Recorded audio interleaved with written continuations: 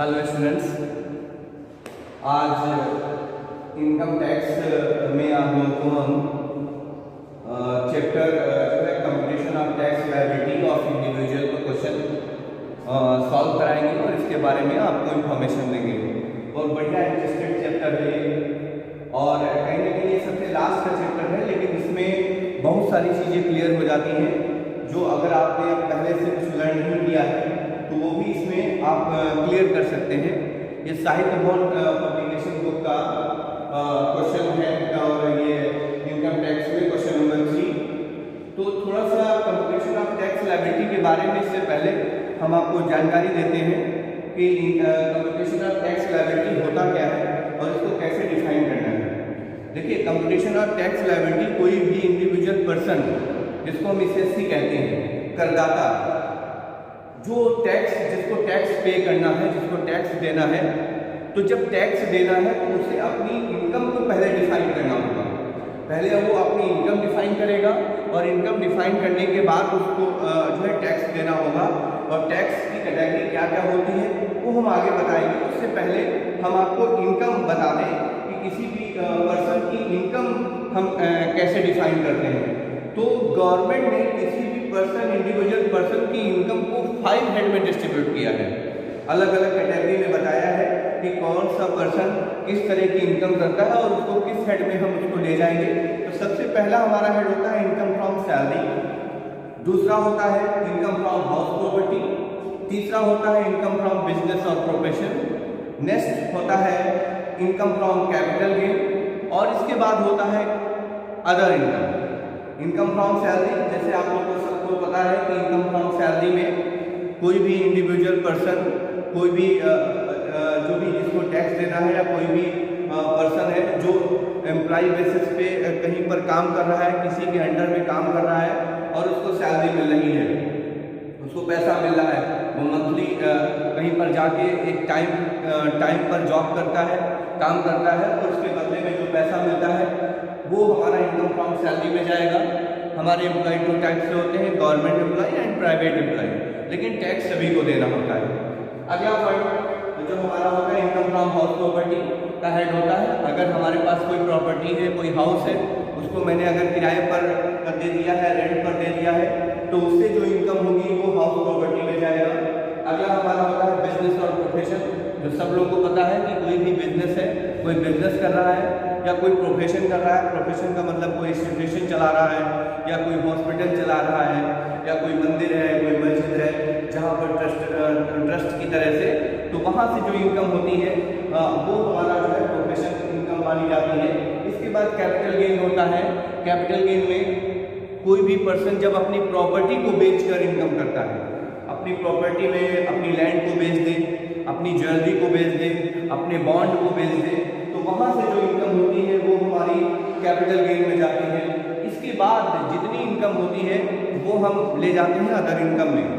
इसके बाद कोई भी इनकम कोई भी पर्सन कहीं से कर रहा है वो अदर इनकम में जाती है। जैसे एग्जाम्पल में कोई भी इंडिविजुअल पर्सन अपने कैश को कहीं पर डिपॉजिट किया है, कोई गेम खेल रहा है, हॉर्स रेस या कहीं कोई भी इनकम हो जाती है, इंटरेस्ट मिल रहा है, कहीं पर पैसा डिपॉजिट किया हुआ है उससे इंटरेस्ट मिल रहा है, कोई गेम, बेटिंग, हॉर्स रेस, इस तरह के जो स्पोर्ट होते हैं उनसे जो इनकम आती है वो हमारी अदर इनकम में डिफाइन होती है। इसी से रिलेटेड हमारा क्वेश्चन नंबर 3 है जो हम आपको क्लियर कराते हैं। देखिए, क्वेश्चन में कहा गया the particulars of Indian income for the non residence individual age 70 year. मतलब कहा गया नॉन रेजिडेंस है, मतलब वो जो है कभी इंडियन में रहता है, और नॉन रेजिडेंस के बारे में बताया गया जिसकी एज जो है 70 ईयर है। तो हमारी कैटेगरी होती है जब हम टैक्स को डिफाइन करते हैं। मैंने इससे पहले वीडियो में आपको बताया है कि सबसे पहले इंडिविजुअल जिनकी एज 60 से कम होती है, फिर 60 से अबव, और जो है 80 से कम होती है वो हमारे सीनियर सिटीजन होते हैं। उनका जो टैक्स रेट चलता है उनका अलग है, उनको जो छूट मिलती है अलग है। फिर सुपर सीनियर सिटीजन होते हैं जिनकी एज हमारी 80 से 80 से अबव होती है। तो इसमें ये 70 है, इसलिए सीनियर सिटीजन कहा जाएगा। अगर आपसे कोई क्वेश्चन करता है कि जो है अगर किसी की एज 70 ईयर है तो उसको किस कैटेगरी में ले जाएंगे, किस सिटीजन में ले जाएंगे, तो वो सीनियर सिटीजन में जाएगा। तो इन्होंने कहा कि for the previous year ending 31 March 2021 as under, उसकी 31 मार्च 2021 की इनकम दी गई है। इनकम फ्रॉम सैलरी सबसे पहले कहा गया कंप्यूटेड है, फाइनल इनकम है। Taxable income from house property से भी इनकम कर रहा है। अभी जैसे आपको बताया कि अलग अलग इनकम पहले हमें प्लस कर लेना होगा, किसी भी पर्सन की इनकम को पहले ऐड कर लेंगे, फिर उसको टैक्स देना होगा। तो सबसे पहले इनकम फ्रॉम सैलरी, फिर income from house property, short term capital gain, long term capital gain and long term capital loss. ये पॉइंट आपको समझना है। शॉर्ट टर्म कैपिटल गेन जो हमारा है, कोई भी इन्होंने प्रॉपर्टी को सेल किया है अपनी, शॉर्ट टर्म का मतलब जो 3 साल के अंदर खरीद कर बेच लिया गया है वो शॉर्ट टर्म होता है, और 3 साल के बाद अगर बेचा गया है, खरीद के बेचा गया है, तो वो लॉन्ग टर्म होता है। एंड नेक्स्ट पॉइंट है, इसके बाद कैजुअल इनकम है। कैजुअल इनकम में इन्होंने गेम ऑफ टीवी, मतलब किसी तरह का कोई गेम खेला है और उस पर इनको टीवी का प्राइज मिला है जिसका कॉस्ट है 20,000। He paid life insurance premium 6,000 on the policy taken on his own life. अपनी जो है कोई उनकी पॉलिसी है जिसका प्रीमियम उन्होंने 6,000 दिया है, और इस पर इनको डिडक्शन मिल जाएगा अंडर सेक्शन 80C में। जब हम अपनी इनकम का कुछ भाग अगर कहीं पर इन्वेस्ट करते हैं या सिक्योर करते हैं, डिपॉजिट करते हैं, तो उस पर इनको जो है किसी भी इंडिविजुअल पर्सन जैसे को डिडक्शन मिल जाता है। और ये डिडक्शन पॉलिसी का या प्रोविडेंट फंड का जो मिलता है वो 80C में मिलता है, और इनको ये 6,000 का डिडक्शन मिल जाएगा। Contribution to recognised provident fund 5,000। Recognised provident fund भी 80C में डिडक्शन इनको मिल जाएगा। फिर उन्होंने कहा next sum of 20,000 cheque to and approve charitable institution, मतलब इन्होंने 20,000 कोई चैरिटेबल इंस्टीट्यूशन है वहाँ पर इन्होंने दान दिया है, डोनेशन दिया है, जिस पर इनको 50% मिलेगा। 50% मिलेगा जो 80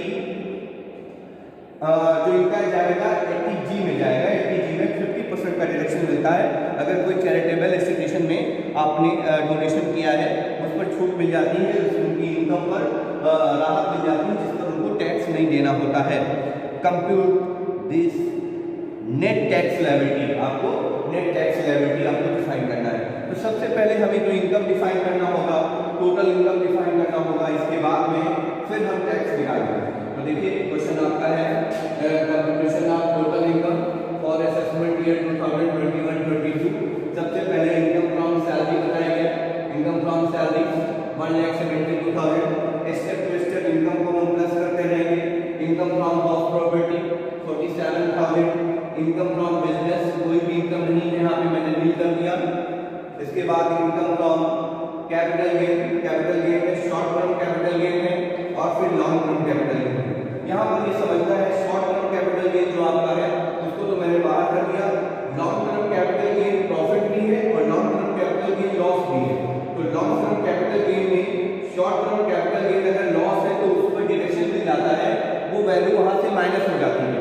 यहाँ पर देखिए मैंने इसको माइनस कर दिया। माइनस करने के बाद जो भी अमाउंट है उसको फाइनल अमाउंट बाहर दिखा देते हैं। फिर income from other sources, casual income है। अभी मैंने बताया कि उन्होंने गेम को खेला है जिसमें टीवी प्राइज जीता है, उसका 20,000 रुपीज का इनकम हो रहा है। सबको प्लस कर लेंगे, फिर ये ग्रॉस टोटल इनकम होती है। ग्रॉस टोटल इनकम का मतलब इस पर कोई भी डिडक्शन माइनस नहीं हुआ है, उसको ग्रॉस टोटल इनकम कहते हैं। अगर कोई डिडक्शन, अगर इन्होंने कहीं पर पैसा कहीं डिपॉजिट किया है, कहीं फिक्स किया है, तो उस पर छूट मिल जाती है, फिर जो अमाउंट आता है वो टोटल इनकम होगा। तो उन्होंने देखिए यहाँ पर डिडक्शन इनका अंडर सेक्शन 80C में है। 80C में इनका डिडक्शन 11,000 है। जैसे अभी मैंने बताया था इनका इंश्योरेंस प्रीमियम है 6,000 का एंड रिकग्नाइज्ड प्रोविडेंट फंड है 5,000 का। तो दोनों हो गया 11,000 पे इनको डिडक्शन मिल जाएगा। अगले पॉइंट पे आते हैं अंडर सेक्शन 80G। 80G में इन्होंने रिकग्नाइज्ड इंस्टीट्यूशन में इन्होंने चैरिटेबल इंस्टीट्यूशन में इन्होंने 20,000 का डोनेशन दिया है, जिस पर गवर्नमेंट 50% उस पर डिडक्शन देती है। तो 50% हमारा 10,000 हो जाएगा। 10,000 वैल्यू टोटल इनका डिडक्शन बनता है 21,000। जो भी हमारी टोटल इनकम है उसमें से मैंने माइनस कर दिया डिडक्शन। 3,93,000 का इनकम आ गया। अब आपको कंप्यूटेशन ऑफ टैक्स लायबिलिटी निकालना है, यहाँ पे लिख देंगे फॉर असेसमेंट ईयर 2021 to 22, ठीक है। आपको अब फाइनल आपको टैक्स लायबिलिटी निकालना है। यहाँ पर आपको समझना होगा, यहाँ पर जो हमारी इनकम है वो अलग अलग तरीके की। सबसे पहले आपको इनकम टैक्स और जो हमारा 1,03,000 है जो लॉन्ग टर्म कैपिटल गेन जाता है, ये देखिए यहाँ पर 1,03,000 लॉन्ग टर्म कैपिटल गेन पे अलग से, मतलब इस पर कोई डिडक्शन नहीं मिलता, कोई छूट नहीं मिलती है, इस पे डायरेक्ट आपको 20% टैक्स देना होता है। अगर कोई भी आपने प्रॉपर्टी को बेचा है लॉन्ग टर्म कैपिटल गेन में तो उस पर किसी तरह की छूट नहीं मिलेगी, पूरे अमाउंट पर 20% का टैक्स लगेगा। तो देखिए यहाँ पर आप कभी भी क्वेश्चन में टोटल इनकम रेट जरूर आपको डिफाइन करना होगा, लेकिन जब टैक्स आप निकालेंगे तो अगर लॉन्ग टर्म कैपिटल गेन है तो उसका अलग से इनकम पर 20% आप टैक्स को चार्ज करेंगे, तो 20% चार्ज कर दिया। अगला पॉइंट है कि कैजुअल इनकम जो हमारी होती है इस पर भी किसी तरह का कोई डिडक्शन नहीं मिलता है, इस पर भी किसी तरह का कोई डिडक्शन नहीं मिलता है, इस पर डायरेक्ट 30% का टैक्स लगता है। तो देखिए मैंने यहाँ पर क्या किया, कैजुअल इनकम पर 30% का टैक्स यहाँ पर लगा दिया, 30% जो भी कैजुअल इनकम है 30% 6,000 आ गया। नेक्स्ट पॉइंट, जो इनकी इनकम बची हुई है वो अदर इनकम, जो टोटल अमाउंट डिफाइन हो रहा है वो हमारा अमाउंट डिफाइन हो रहा है 2 लाख, जो बचा हुआ अमाउंट है 2,70,000। लेकिन इस पॉइंट में 2,70,000 ये सीनियर सिटीजन है और सीनियर सिटीजन को 3 लाख तक एग्जम्पशन मिलता है, 3 लाख रुपए तक इनकम पर किसी तरह का टैक्स नहीं पड़ता है। लेकिन यहाँ पर जो इनकी कैजुअल इनकम है, कैजुअल इनकम पर डिडक्शन नहीं मिलेगा। ये कैजुअल इनकम जो इस पे 20,000 का अमाउंट आ रहा है इस पे at the rate of 5% charge होगा, ये आपको समझना होगा। इसमें सबसे नॉर्मल रेट हमारा चलता है 3 लाख के बाद 5%, तो वो अमाउंट इस पर 5% इन्होंने चार्ज कर दिया है, क्योंकि इस पर इनको टीडीएस पे डिडक्शन मिल जाएगा। तो यहाँ पे 20,000 का 5% 1,000 आ जाएगा, ये आपको प्लस करना होगा जो उनकी कैजुअल इनकम है। हम इसको प्लस करेंगे, प्लस करने के बाद जो भी अमाउंट आएगा 27,600, कोई भी सरचार्ज नहीं लगेगा, इनकी इनकम लाख से ऊपर नहीं है इसलिए कोई सरचार्ज नहीं है। हेल्थ एंड एजुकेशन से सभी जितना भी टैक्सेबल अमाउंट आता है उस पर सभी को टैक्स देना होता है 4% हेल्थ एंड एजुकेशन से होता है, उसका इस पे 27,600 पे चार्ज होगा, 27,600 का आएगा 1104। हम इसको प्लस कर लेंगे, प्लस करने के बाद हमको कैजुअल इनकम पर डिडक्शन मिल जाता है टीडीएस, क्योंकि वो पहले से कटा होता है टीडीएस, और टीडीएस पहले से कटे होते हैं माइनस होने के कारण, पहले से टैक्स चार्ज होने के कारण हम इसमें क्या करेंगे 31.2% का जो टीडीएस है वो माइनस कर दिया जाएगा, क्योंकि इसका पहले से टैक्स पे होता है, और फिर माइनस कर देंगे तो हमारा टैक्स लायबिलिटी यहाँ पर आ जाएगी। इस इंडिविजुअल पर्सन को 22,464 रुपीज का टैक्स देना होगा। इसको हम राउंड ऑफ कर देते हैं, तो राउंड ऑफ में हम 10 के डिजिट में लेते हैं या 100 के डिजिट में लेते हैं। यहाँ पे 22,000 हमारा सही है, 460 रुपीज को हम यहाँ देख सकते हैं। राउंड ऑफ का मतलब है कि आपका जो डिजिट आया है या तो उसको 100 के डिजिट में कर लीजिए या तो 10 के डिजिट में कर लीजिए। तो ये आपका क्वेश्चन है। हमने क्या किया, सबसे पहले पूरी इनकम को डिफाइन कर लिया, डिफाइन करने के बाद टैक्स लायबिलिटी को क्या कैलकुलेशन किया, और टैक्स लायबिलिटी के कैलकुलेशन में लॉन्ग टर्म कैपिटल गेन पे डायरेक्ट 20% निकालना है, कैजुअल इनकम पे 30% निकालना है, फिर अदर इनकम का जो भी बचा हुआ अमाउंट है उस पर 5% आपको चार्ज करना है, सबको प्लस कर लेंगे।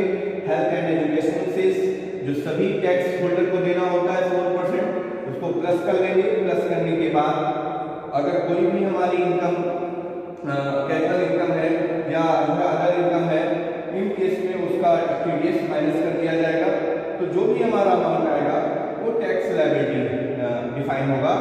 उसको हम राउंड ऑफ कर सकते हैं 10 या जो है 20 के डिजिट 100 के डिजिट में। तो ये क्वेश्चन आपका टैक्स लायबिलिटी का है। और इसी तरह आप क्वेश्चन करें, अपनी इनकम को पहले डिफाइन करें और इनकम को डिफाइन करने के बाद अलग अलग टैक्स निकालें। आपके बुक में चार्ट बना हुआ है कि जो भी हमारे सीनियर सिटीजन हैं, सुपर सीनियर सिटीजन है, इंडिविजुअल है, उनकी टैक्स लायबिलिटी कैसे कैसे डिफाइन होती है। 2.5 लाख रुपए तक छूट मिलती है, फिर इसके बाद 3 लाख रुपए तक छूट मिलती है, 5 लाख रुपए तक छूट मिलती है। उसी के बिहाफ पे क्वेश्चन करिए और मेरा नंबर है, उसमें आप कोई भी क्वेश्चन जो है लिंक करके भेज सकते हैं।